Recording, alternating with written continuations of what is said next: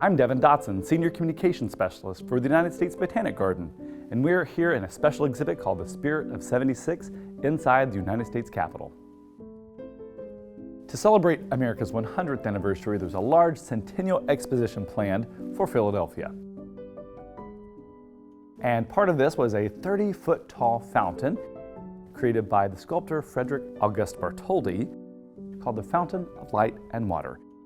And it received rave reviews throughout the Centennial Exposition. And the famous landscape architect, Mr. Frederick Law Olmsted, who designed the U.S. Capitol grounds, he said to Congress and the architect of the Capitol at the time, "I think this would be befitting for our nation's capital." And it was purchased and brought here to Washington, D.C., placed on the grounds of the U.S. Capitol inside the United States Botanic Garden there in 1877. And we've been caretaking for this historic 150-year-old fountain for 149 years. This fountain is huge.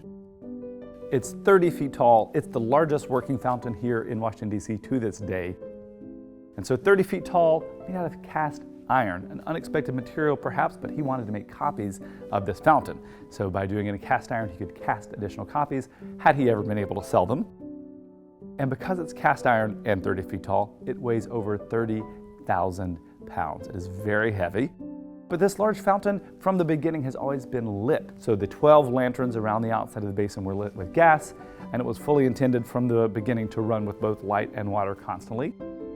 And water comes out the top. There's a crenellated castle wall at the very top that the initial jet of water shoots out of and spills over. It goes into the first upper basin, and below that there are 3 tritons, or small mermen. They're holding seaweed and some other fun water pieces. Fills a very large basin of water at that point, surrounded by those 12 famous lanterns. And the water spills over again down a cascade of 3 women that are caryatids or sea nymphs that are holding up the basin. And I say that lightly because they don't actually hold any of the weight structurally, which is very sound, because it looks like they would hold this entire basin just by their fingertips. And even all of their decorations are seashells. It's all allegories for water.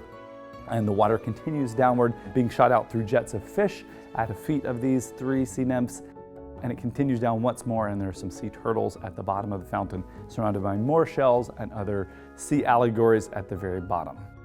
But the fountain has been cared for in many ways, including a full restoration in 2008 when the fountain was fully disassembled, cared for piece by piece lovingly, and put back on display fully in 2011. As part of this also, the electricity, which had been changed from gas to electricity in the late 1800s, was updated once more, and it now features LED technology using even better sustainability methods. And being lit at night was exactly his goal, was to make a statement. So when it moved to Washington, D.C. in 1877, it became a social gathering hub because it was really one of the first places in Washington, D.C. to be consistently lit up at night. Come see the Bartholdi Fountain at the United States Botanic Garden on the U.S. Capitol grounds, and learn more about the Centennial and America's Anniversaries in the Spirit of '76 exhibit in the Capitol Visitor Center.